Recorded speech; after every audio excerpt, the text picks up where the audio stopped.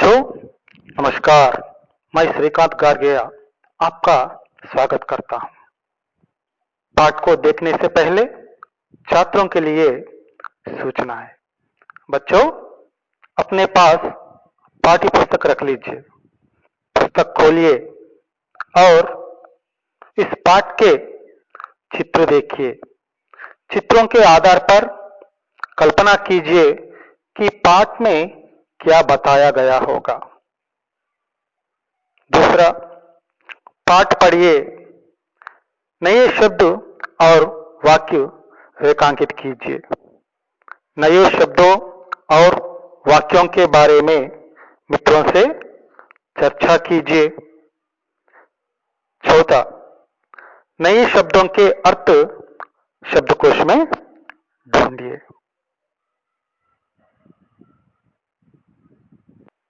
बच्चों अब हम सच्चा दोस्त पाठ को पढ़ेंगे।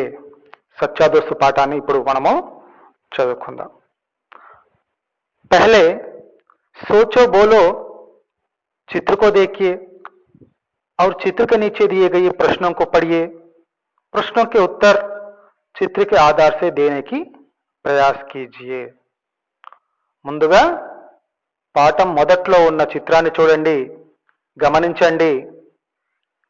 దాని కింద ఇచ్చినటువంటి ప్రశ్నలకు చిత్రాన్ని గమనించి జవాబు చెప్పే ప్రయత్నం చేయండి। ప్రశ్నలు, మొదటి ప్రశ్న ఏంటి? चित्र में क्या क्या है? क्या है चित्र में? हाँ, पेड़ है, लड़की, लड़के, गाय, झूला, पक्षी, फल, फूल आदि ऐसे बहुत चित्र है। చెట్టు, అమ్మాయి, అబ్బాయిలు, ఆవు, ఊయల, పక్షి, పండ్లు, పువ్వులు ఇట్లాంటివి చాలా ఉన్నాయి। రెండవ క్వశ్చన్ చూడండి। पेड़ के बारे में कुछ बताइए। చెట్ల వలన ఏమైనా లాభాలు ఉన్నాయా? చెట్ల గురించి నీకు ఏం తెలుసు? చెట్ల గురించి ఏమైనా చెప్పండి। क्या है? पेड़, पेड़ हमें हवा, छाया, फल, फूल, लकड़ी और बहुत कुछ देती है। ऐसे बहुत कुछ बता सकते हैं पेड़ के बारे में। చెట్లు మనకు గాలి ఇస్తుంది, నీడనిస్తుంది, పూలు, పండ్లు, కట్టెలు, ఇంకా చాలా రకాలుగా చెట్టు మనకు ఉపయోగపడుతుంది। तीसरा प्रश्न, మూడవ క్వశ్చన్, वे आपस में क्या बातें कर रहे होंगे? వాళ్ళు చెట్టుతోటి, చెట్టు వాళ్ళతోటి, పిల్లలతోటి ఒకరినొకరు ఏ విధంగా మాట్లాడుకొని ఉంటుండొచ్చు? ఏం మాట్లాడుకొని ఉంటుండొచ్చు?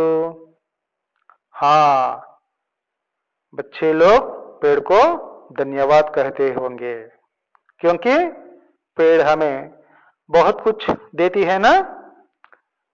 పిల్లలు చెట్టుకు కృతజ్ఞతలు చెప్పి ఉండవచ్చు, ఎందుకంటే చెట్టు మనకు చాలా ఇస్తుంది కదా।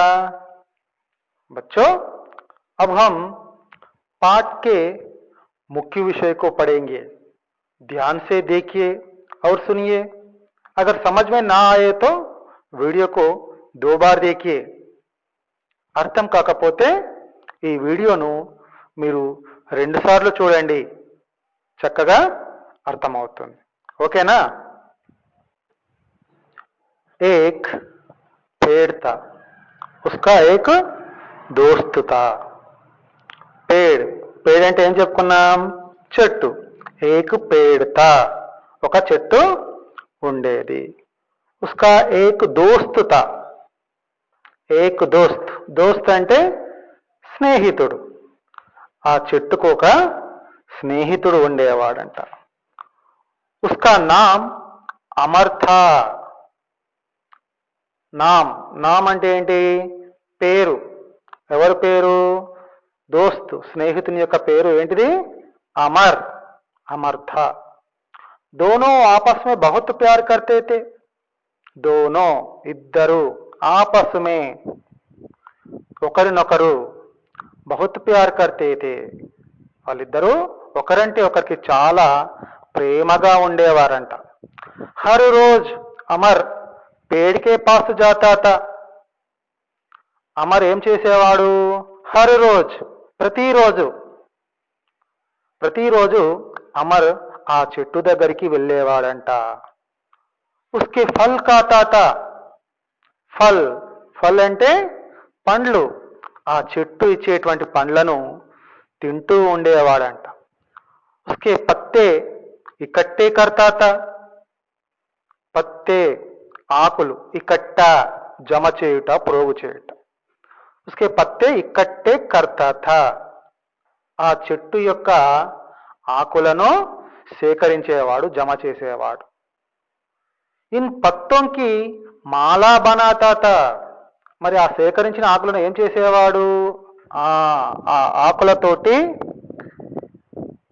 మాల, మాల అంటే దండ, దండను తయారు చేసేవాడు. దండ అంటే తోరణం, గుమ్మానికి తోరణం కడతాం కదా, ఆ విధంగా ఆ తోరణాన్ని తయారు చేసి గుమ్మానికి కట్టేవాడు. పేడ్కే తనే పర్ చढ़ता था. తనే, తనే అంటే కొమ్మలు. ఆ చెట్టు యొక్క కొమ్మల మీదకి ఎక్కుతూ ఉండేవాడు. ఉస్కి శాఖాओं से झूलता था. ఆ కొమ్మలకు ఉండేటువంటి మండలు వాటిని పట్టుకొని, ఆ కొమ్మలను పట్టుకొని ఊయలలాగా ఊగుతూ ఉండేవాడంట. दोनों आपस में आंख मिचौनी खेलते थे. दोनों आपस में ఆంకు మిచౌని ఖేల్తే తే. ఆంకు మిచౌని అంటే ఏంటి? దాగుడు మూతలు ఆట. దాగుడు మూతల ఆట తెలుసు కదా మీకు? ఆంకు మిచౌని అంటే దాగుడు మూతల ఆట. ఆ దాగుడు మూతల ఆట ఆడుతూ ఉండేవారు అమర్ మరియు ఆ చెట్టు. జబ్ వహ్ తక్ జాతా తో పేడ్ కి ఛాయా మే సో జాతా. అమర్ ఆడుకొని అలసిపోతే తక్ జాతా, అప్పుడు ఏం చేసేవాడు? పేడ్కి ఛాయ, ఛాయ అంటే ఏంటి? నీడ. ఆ చెట్టు యొక్క నీడలో హాయిగా పడుకునేవాడట. ఇస్ తరహ్ దోనో బహుత్ ఖుష్ తే. ఈ విధంగా అమర్ మరియు ఆ చెట్టు చాలా సంతోషంగా గడిపేవారు వారి యొక్క జీవితాన్ని. समय बीतता गया, అమర్ బడా హో గయా. ఈ విధంగా సమయం గడిచిపోతా ఉన్నది. అమర్ పెద్దగైపోయాడు. వహ్ నౌకరీ కి తలాష్ మే షహర్ జానా చాహతా థా. నౌకరీ కి తలాష్, నౌకరీ అంటే ఉద్యోగం, తలాష్ అంటే వెతకడం. ఉద్యోగం కోసం, ఉద్యోగము వెతకడం కోసం షహర్ జానా చాహతా థా.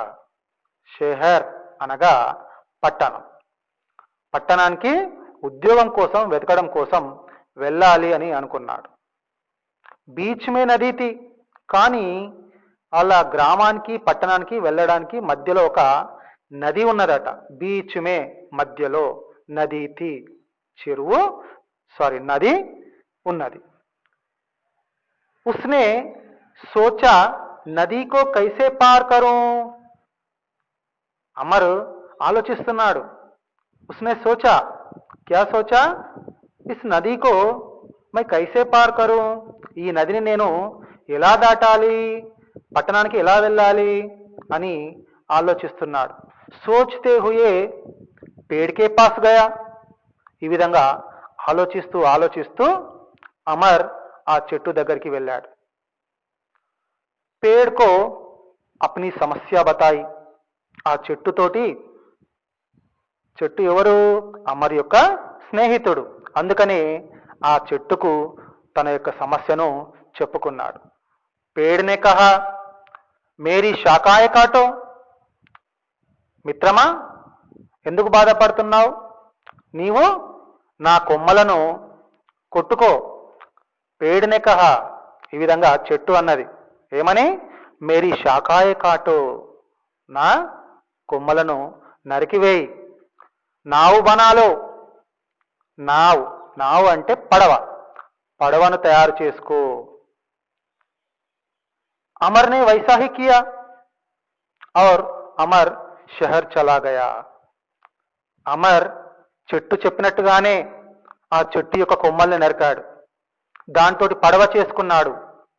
అమర్ ఆ పడవలో పట్టణానికి వెళ్ళిపోయాడు. షహర్ చలా గయా. वहां उससे उसके खूब पैसा कमाया. वहां उसने खूब पैसा कमाया. అమర్ అక్కడ ఆ పట్టణంలో చాలా డబ్బులు సంపాదించాడు. कुछ वर्षों के बाद वह अपने गांव लौटा. ఈ విధంగా కొన్ని రోజుల తర్వాత తన యొక్క గ్రామం గుర్తుకొచ్చేసి కొన్ని సంవత్సరాల తర్వాత కుచ్ వర్ష అంటే సంవత్సరము, వర్ష అంటే వర్షం. ఇక్కడ కుచ్ వర్షం కే బాద్ కొన్ని సంవత్సరాల తర్వాత అతను తన యొక్క గ్రామానికి లౌట్ ఆయా అంటే తిరిగి వచ్చాడన్నమాట. उसके गांव लौटने के कुछ दिन पहले गांव में तूफान आया था. అమర్ తన గ్రామానికి తిరిగి వచ్చే కంటే కొద్ది రోజుల ముందే ఆ గ్రామంలో ఒక పెద్ద తుఫాన్ వచ్చింది. తుఫాన్ అంటే పెద్ద వర్షం. तूफान के कारण अमर का घर टूट गया था. ఆ తుఫాన్ కారణం చేత ఆ వర్షము వల్ల అమర్ యొక్క ఇల్లు కూలిపోయిందంట. టూట్ గయా. ఆ పెద్ద వర్షానికి అమర్ యొక్క ఇల్లు కూలిపోయింది. వహు పేడ్ కే పాస్ పహుంచా.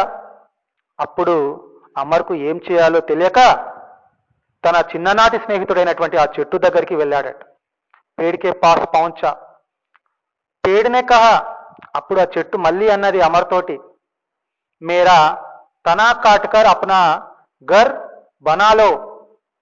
నా కాండాల్ని కొట్టివేసి నరికివేసి కూలిపోయినటువంటి నీ ఇల్లును మళ్ళీ కట్టుకో, ఘర్ బనాలో అని చెప్పేసి అమర్ తోటి అంటుంది. అమర్నే వైసాహి కియా. అమర్ అలాగే చేశాడు. చెట్టు చెప్పినట్టుగానే ఆ కాండాన్ని కొట్టేసి వాటి చెక్కలతోటి చక్కగా తన యొక్క ఇంటిని నిర్మించుకున్నాడు. దేఖ్తే దేఖ్తే సమయ్ బీత్ గయా. ఈ విధంగా చూస్తూ ఉండగానే చాలా సంవత్సరాలు గడిచిపోయాయి. సమయం గడిచిపోయింది. और అమర్ బూఢా హో గయా. అమర్ ఇప్పుడు ముసలివాడైపోయాడు. वह सर्दी में कांपते हुए पेड़ के पास पहुंचा. सर्दी అంటే చలికాలం. చలికాలం అంటారు, చలి అని కూడా అంటారు. చలికాలంలో చలికి కాంపుతే హుయే వణుకుతూ ఆ చెట్టు దగ్గరికి పోయాడట అమర్. పేడునే కహా, మేరీ సూకి లకడియా జలాకర్ అప్ని సర్దీ బగావో. ఆ చెట్టు ఏమన్నది?